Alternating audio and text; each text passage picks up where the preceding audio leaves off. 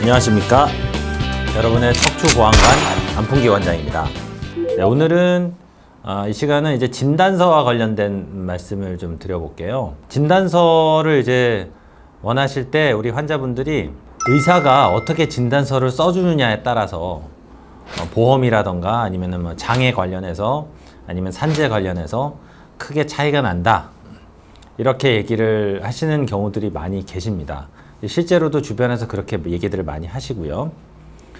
근데 의사들이 생각할 때 진단서를 어떻게 생각하느냐. 근데 진단서를 우리 환자분들이 요구를 할 때는 의사들이 생각하는 건 세 가지로 나눌 수 있어요. 하나는 이제 보험 관련된 거. 각자 들어가 있는 이제 실비보험이나 실손보험 관련된 그런 증빙자료를 진단서 써드리는 경우가 있고, 하나는 이제 법과 관련된 거, 법정 진단서. 그래서 뭐 이런 거는 조금 더 이제 예민한 거니까 의사들도 굉장히 좀 조심하게 다루는 그런 진단서죠.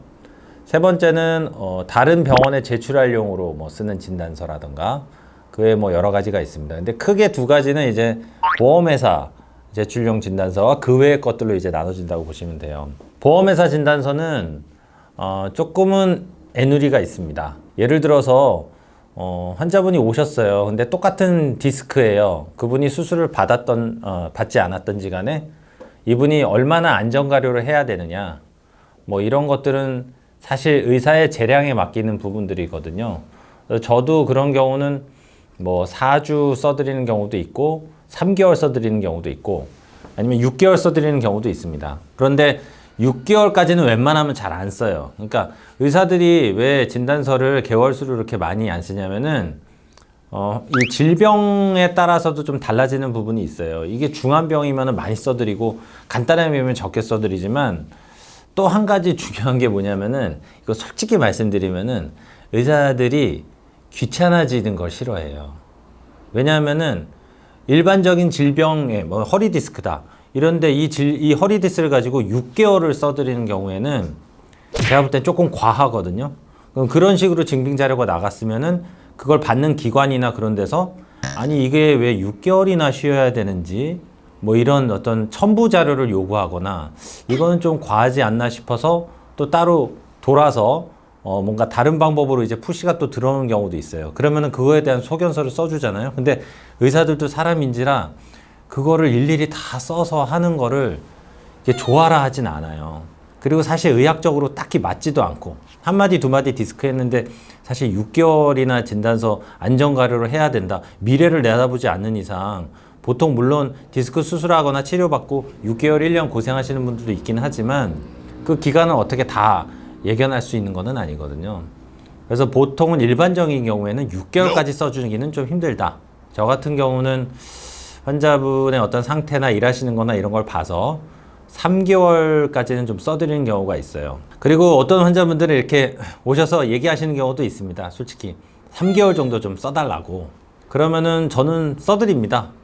그게 법적인 그리고 어떤 의학적인 기준 안에서 과하지 않는다고 생각하면 써드려요. 그건 제 맘이죠. 제가 주치의인데. 좀 과하다 싶은 분들이 있어요. 예를 들어서 뭐 잠깐 삐끗해서 왔는데 이거를 몇 개월 이렇게 써달라고 하시면은 사실 그거는 좀 무리가 되겠죠.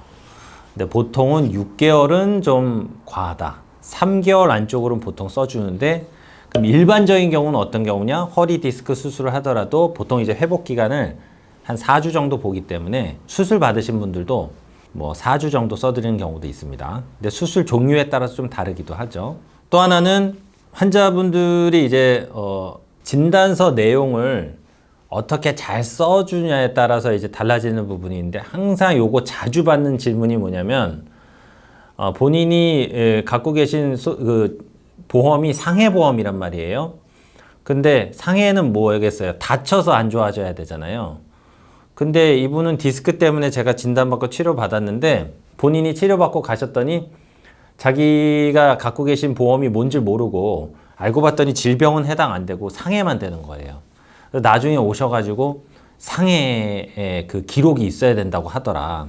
그래서 말씀하시는 경우가 있어요. 근데 요즘은 그거를 추가를 못 써줘요. 왜냐면 예전엔 다 수기로 썼을 때 어쨌든 종이로 썼으니까 종이로 뭐 써주고 뭐 그럴 수도 있잖아요. 근데 요즘은 진단 이 처방으로 이제 전산으로 나가기 때문에 그 날짜에 이미 예전에 과거에 있던 그 기록들을 다시 수정하기가 어렵습니다. 그래서 그거를 그렇게 쓰기가 힘들죠.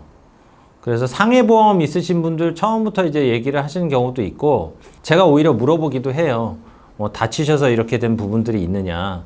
그러면은 다친 적 있냐고 물어보는 거는 의사로서 당연히 주치의로서 여쭤봐야 되는 거잖아요. 이 환자분들이 꼭 보험이 잘 되게끔 제가 뭐 도와드려서 일부러 그런다기보다는 먼저 여쭤보는 거죠. 그리고 솔직히 얘기해서 나중에 이거 갖고 또 고쳐달라고 하시면은 의사도 힘들어지고 환자분도 나중에 손해보고 이러기 때문에 제가 일부러 그냥 여쭤보는 경우들도 있어요. 다치셨으면은 제가 다친 기록을 써야 되니까 다친 거 있으시면 말씀해라. 그래서 써드리는 경우도 있는데, 여쭤봤는데도 대답도 안 하시고 다친 것도 뭐 말씀 안 하시다가 나중에 퇴원하셨는데 몇 개월 지나서 나 상해 기록 있어야 된다 이렇게 해서 그때 그 기록 고쳐달라고 하시면 그때도 못 고쳐드리죠. 그래서 환자분들이 갖고 계신 보험이 뭔지를 잘 알고 어디 다쳐서 입원할 정도로 뭐가 안 좋아져서 오신 분들은 그 보험에 대해서 잘 알고 오셔서 미리미리 기록을 이 의사와 같이 상의해서 말씀하시고 이제 기록을 적어 놓는 게 굉장히 중요합니다.